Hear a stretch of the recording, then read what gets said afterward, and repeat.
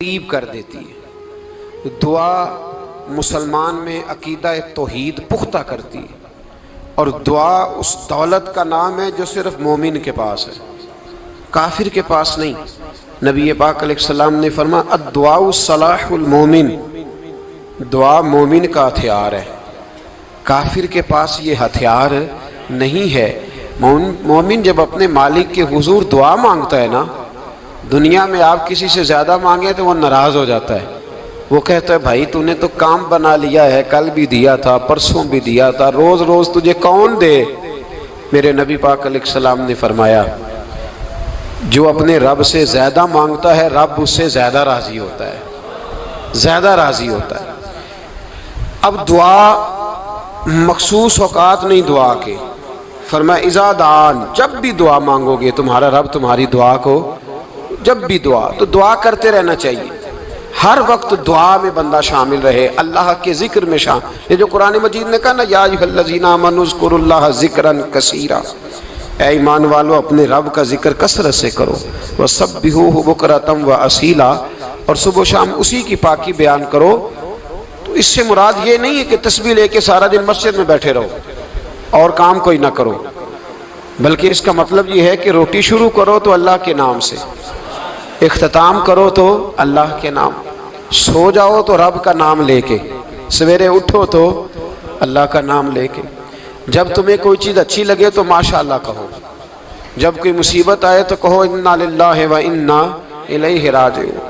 تو سارا دن اللہ کا ذکر جاری رہے گا۔ نبی پاک صلی اللہ علیہ وسلم نے مسلمان کو ایک دوسرے سے ملنے کا طریقہ بتایا۔ مصیبت آئے تو کیا کہنا ہے؟ صرف فوتگی پہ نہیں کہنا، اس کی وضاحت کر دو۔ کوئی بھی الذین اذا اصابتہم مصیبہ، جب بھی کوئی مصیبت آئے اللہ کے بندے کہتے ہیں ہم اللہ کی طرف سے آئے ہیں اور اللہ کی طرف ہی ہم نے لوٹ جانا۔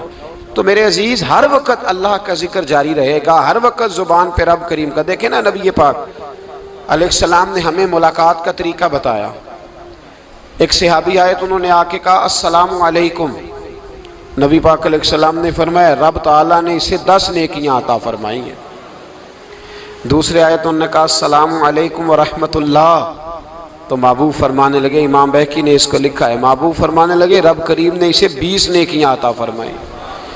ایک اور آئے، عرض کیا السلام علیکم ورحمۃ اللہ وبرکاتہ، محبوب فرمانے لگے اللہ نے اسے 30 نیکیاں عطا فرمائی۔ اچھا اس کا مطلب کیا ہے؟ السلام علیکم، تم پر سلامتی ہو، سادہ ترجمہ یہ ہے کہ تم سلامت رہو، تم سلامت رہو، ورحمۃ اللہ وبرکاتہ، تم پر اللہ کی رحمت بھی ہو اور اس کی برکتیں بھی ہو۔ وہ کیا کہتا ہے؟ وہ کہتا ہے وعلیکم السلام، تم پر بھی سلامتی ہو، ورحمۃ اللہ وبرکاتہ، اللہ کی رحمت ہو اور اس کی۔ یہ جو مسنون دعائیں ہیں نا جو حضور نے ہمیں دعائیں سکھائیں ہر موقع پہ، ان کا کمال دیکھیے۔ اب ایک مسلمان نے آتے کہا السلام علیکم، اس کا مطلب کیا ہے؟ تم پر۔ اب وہ جھگڑا کرے گا اسے مارے گا، اس کا مال چھینے گا؟ اس نے تو آتے ہی کہا ہے تم پر سلامتی ہو۔ تو جو سلامتی کی دعا دینے والے ہیں وہ جیب تھوڑی کاٹیں گے، وہ غبن تھوڑی کریں گے، ڈاکہ تھوڑا ڈالیں گے۔ اسلام نے لفظ ہی وہ سکھایا ہے کہ فرمایا جب تم نے ملنا ہے تو تم نے دعائیں کرنی ہیں ایک دوسرے کے لیے۔ اب ہمارے ہاں نئے نئے لفظ آ گئے، ٹیلی فون اٹھایا تو کہا ہیلو، اس کا کیا ترجمہ ہے؟ کون ہے؟ اس کا کیا ترجمہ ہے؟ جی جناب، اس کا کیا مطلب؟ ہم نے دیکھا بڑے بڑے سمجھدار لوگ السلام علیکم کی بجائے کہتے ہیں کیا حال ہے؟ بھائی کیا عجیب بات ہے، بھائی کیا حال ہے کا کیا مطلب ہوا؟ وہ بعد میں کرنے کی بات ہے۔ اور کچھ تھوڑا سا جو ادیب ہیں، جو بیچارے حروف کے پیچ و تاب میں رہتے ہیں، وہ کہتے ہیں آداب عرض ہے۔ وہ کیا ہوتا ہے جی؟ اسلام نے دعا سکھائی ہے السلام علیکم، یہ کتنی خوبصورت دعا ہے۔ جب آپ گھر کے اندر داخل ہوئے تو آپ نے دعا دی السلام علیکم، یہ دعا دی آپ۔ ایک صحابی حاضر خدمت ہوئے، عرض کی یا رسول اللہ صلی اللہ علیہ وسلم میرے گھر میں غربت رہتی ہے، کیا کروں؟ نبی پاک علیہ السلام نے فرمایا جب بھی گھر جایا کرنا گھر والوں سے سلام لیا کر، گھر والوں سے کیا کہا کر؟ السلام علیکم، جب بھی گھر جایا۔ یعنی گھر آیا، اب گھر والوں نے بتایا کہ ماچس کی ڈبیا تو لے آؤ، اب یہ دکان کونے پہ تھی گھر والے پہ، وہاں سے ماچس کی ڈبیا لے کے واپس گیا تو کہنے لگا السلام علیکم۔ پھر گھر والوں نے کہا ہو بتانا یاد ہی نہیں رہا، چینی بھی ختم ہو گئی ہے۔ تو یہ پھر گیا چینی لینے، لوٹ کے آیا تو کیا کہا؟ جب اللہ چاہتا ہے تو کہے، جب اللہ کے رسول چاہتے ہیں تو کہے۔ اس کا ترجمہ یہ ہے کہ تو کہہ، تو سلام لے۔ اللہ رسول چاہ رہے ہیں کہ تو سلام لے تاکہ تیرے گھر میں سلامتیاں ڈال دی جائیں۔ تو فرمایا سلام لینی ہے تو نے، اور ساتھ تو نے اس طرح کرنا ہے کہ 3 دفعہ سورۃ اخلاص کو پڑھنا ہے۔ امام قرطبی نے اس کو لکھا ہے۔ اس نے کہا حضور غربت بڑی ہے، غربت بڑی ہے تو کہ وظیفہ بتائیں۔ فرمایا جب بھی گھر جاؤ سلام لو اور 3 دفعہ سورۃ اخلاص پڑھو۔ وہ صحابی کہتے ہیں میں پکا ہو گیا۔ اب وہ کچھ دنوں کے بعد، کچھ عرصے کے بعد، کچھ مہینوں کے بعد واپس آئے تو صحابہ کرام علیہم رضوان فرماتے ہیں ہماری خواہش تھی کہ یہ کچھ بیان کرے، اب بتائے جو وظیفہ لے کے گیا تھا اس کا رزلٹ کیا نکلا۔ کہتے اس نے بڑی حیرت انگیز بات کی، حیرت انگیز عجیب انداز میں۔ کچھ لوگوں کا دل ہوتا ہے نا کہ مجھے ملے میرے پڑوسی کو نہ ملے، اور کچھ کا دل ہوتا ہے یار مجھے بھی ملا ہے اور الحمدللہ میرے پڑوسی کو ملا ہے۔ تو صحابی جب حاضر ہوئے تو صحابہ کہتے ہیں ہمیں تجسس تھا کہ یہ کچھ بتائیں، تو حضور نے فرمایا کیا حال ہے تیرا؟ کہا یا رسول اللہ کمال ہی ہو گئی ہے حضور، میں جب بھی گھر جاتا ہوں سلام لیتا ہوں اور 3 دفعہ سورۃ اخلاص پڑھتا ہوں، میں تو امیر ہو ہی گیا ہوں، میرے تو ہمسائے بھی امیر ہو گئے۔ کتنا پیارا ہے یہ جملہ، کتنا حسن ہے، اتنا اچھا لفظ کسی اور کے پاس ہے ہی نہیں جو الفاظ ہمیں ہمارے رسول نے عطا فرمایا۔ اس کو اپنائیے، اس کو اپنائیے۔ یہ الگ بات ہے کہ لوگ مطلب کے لیے سلوٹ کر لیتے ہیں بڑا سارا، لیکن مطلب کے لیے نہیں۔ جس کو جانے اس سے بھی سلام لیں، جس مسلمان کو نہیں جانتے اس سے بھی۔ تو نبی پاک نے ہمیں مسنون دعائیں سکھائیں۔ رات کو جب سونے لگیں اللہ کے رسول صلی اللہ علیہ وسلم نے ہمیں دعا سکھائی۔ حضور نے فرمایا جب سونے لگو تو مسلم شریف میں فرمایا تم نے یہ دعا پڑھنی، اللہم باسمک اموت و احیا۔ تم نے کہنا اے اللہ میں تیرے نام پر مرتا ہوں اور تیرے نام پر جیتا ہوں۔ نبی پاک صلی اللہ علیہ وسلم نے ایک حدیث میں فرمایا کہ یہ جو نیند ہے نا یہ موت کی چھوٹی بہن ہے، یہ موت کا ایک حصہ ہے۔ جس طرح انسان سو جائے تو کوئی خبر نہیں ہوتی کیا ہو رہا ہے، بالکل وہ اٹھا ہے تو اس نے کہا ہو یہ کیا ہوا، سو جاتا ہے نا آدمی اسے خبر نہیں ہوتی، اوہو میں نے تو 11 بجے اٹھنا تھا یہ تو 3 بج گئے، اب اسے خبر نہ رہی۔ سوتے ہوئے لوگ چوری کر لیتے ہیں، بلکہ اس طرح بھی ہوتا ہے کہ آدمی نے گکھڑ اترنا تھا، وہ پنڈی سے آ رہا تھا لیکن وہ سویا ہوا تھا، آنکھ تب کھلی جب کاموں کی آ گیا تھا، اب اس کا اس پر زور ہے۔ تو فرمایا کیا پتا اب تو کھل گئی کاموں کی، جا کے لاہور جا کے کسی جگہ پہنچ کے، تو یہ بھی ممکن ہے کہ کھلے ہی نہ، نیند ہی موت کا سبب بن جائے۔ تو تو کہہ کے سو کہ یا اللہ تیرے نام پہ سو رہا ہوں۔ اللہ کس نام پہ سو رہا ہوں؟ یار اگر ہم ان دعاؤں کا حسن سمجھے، مت اللہم باسمک اموت و احیا، یا اللہ میں تیرے نام پہ سوتا ہوں اور تیرے نام پر اٹھتا ہوں، گویا کہہ رہا یا اللہ میری نیند بھی تیرے فضل سے ہی ہے، اور اگر آنکھ کھل جائے تو وہ بھی تیرے فضل سے ہی ہے۔ کتنا اعلیٰ نبی پاک علیہ السلام نے انداز سکھایا۔ اور پھر بخاری شریف میں حدیث موجود ہے، فرمایا جب اٹھو تو کہو الحمدللہ الذی احیانا احیانا بعد ما اماتنا والیہ النشور۔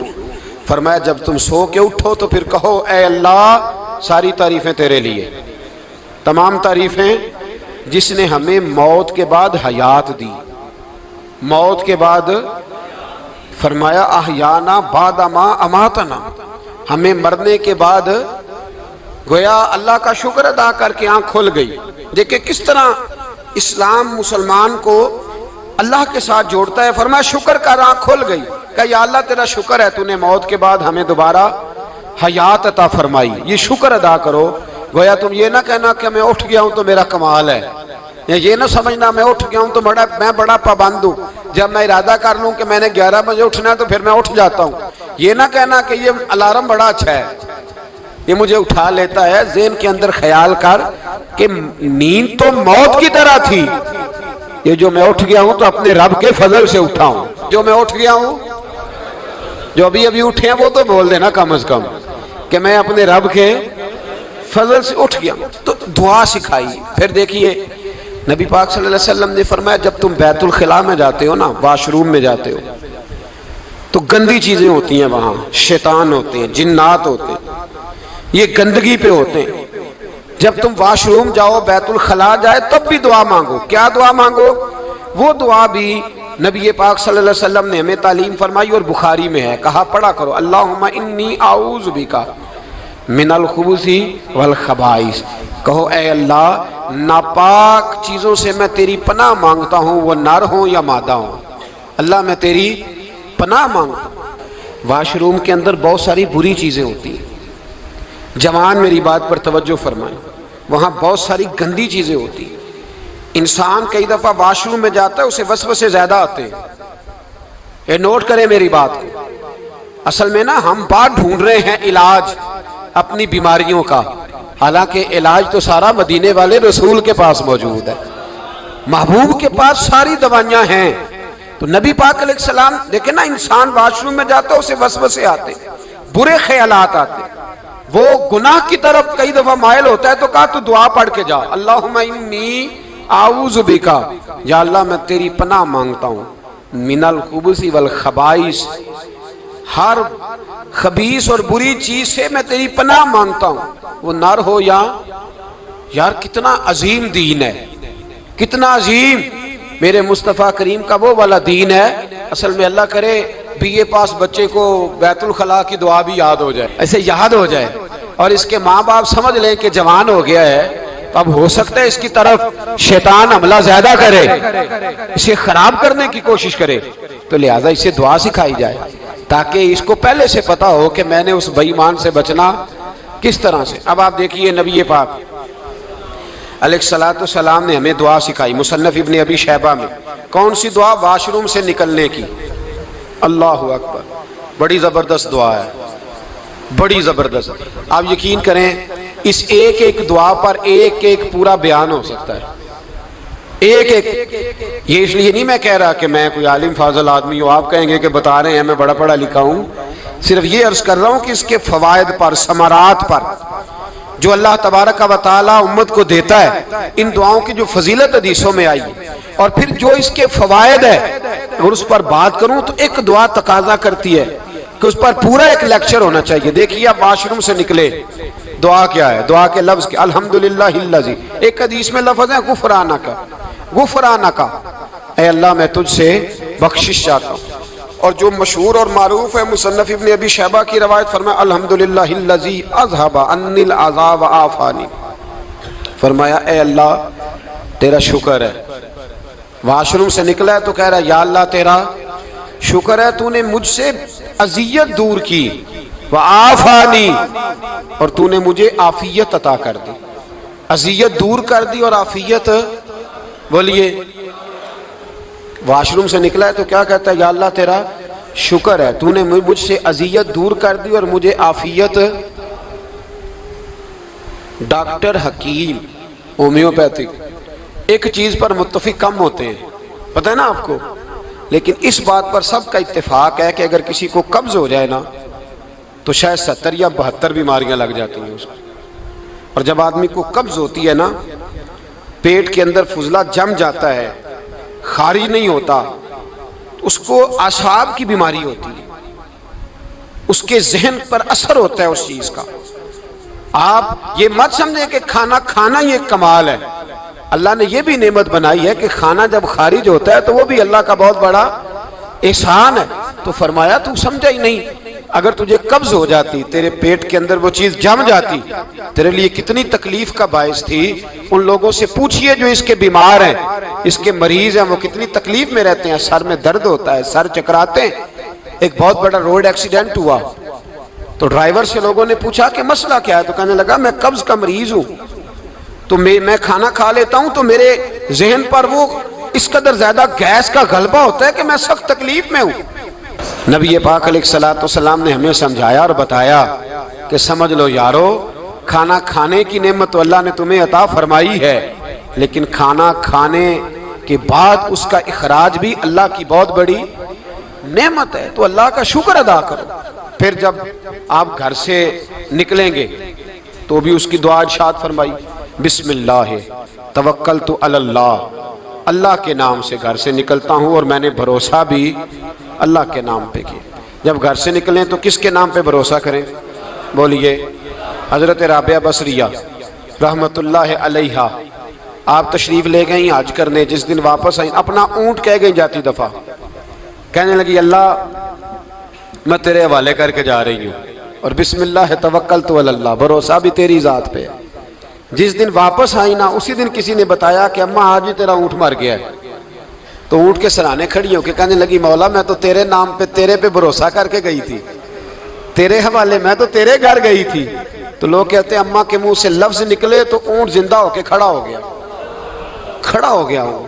تو اماں کہنے لگی نہیں تمہیں ہی غلطی لگی ہے، مرا ہی نہیں تھا، پہلے سے ہی موجود تھا، وہ اپنی کرامت بھی نہیں ظاہر ہونے دی۔ تو بھائی گھر سے نکلیں تو کس لفظ پر کہ یا اللہ میں تیرے بھروسے پہ نکل رہا ہوں میں، اس کے دو فائدے ہوں گے، ایک تو آپ اللہ کی امان میں جا رہے ہیں، اللہ کی امان میں آ رہے ہیں، اور دوسرا جس گھر کو آپ چھوڑ کے جا رہے ہیں اسے بھی اللہ کی امان میں دے کے جا رہے ہیں۔ تو کتنا لذت والی دعا ہے جو نبی کریم علیہ السلام نے ہمیں سکھائی۔ اب ذرا حدیث سنیں خوش ہو کے، دیکھیں حضور نے دعا سکھائی، فرمایا جب دیکھ لو نا کسی کو ہنستا ہوا، کیا کرتا ہوا؟ ماشاءاللہ آپ تو ہنسنے لگے۔ جب کسی کو ہنستا ہوا دیکھو تو کہا کرو اضحک اللہ سنک، یہ دعا یہ بخاری ہے، فرمایا دعا مانگا کرو جب کسی مومن کو ہنستے ہوئے دیکھو تو دعا مانگو اضحک اللہ سنک، اللہ تجھے ہنستا ہی رکھے، اللہ تجھے، بولیے، جل نہ جایا کرو کہ میں پریشان ہوں تو یہ ہنس کیوں رہا ہے، جھلا نہ کرو، بلکہ کیا کہا کرو اللہ تجھے ہنستا رکھے، اللہ تجھے۔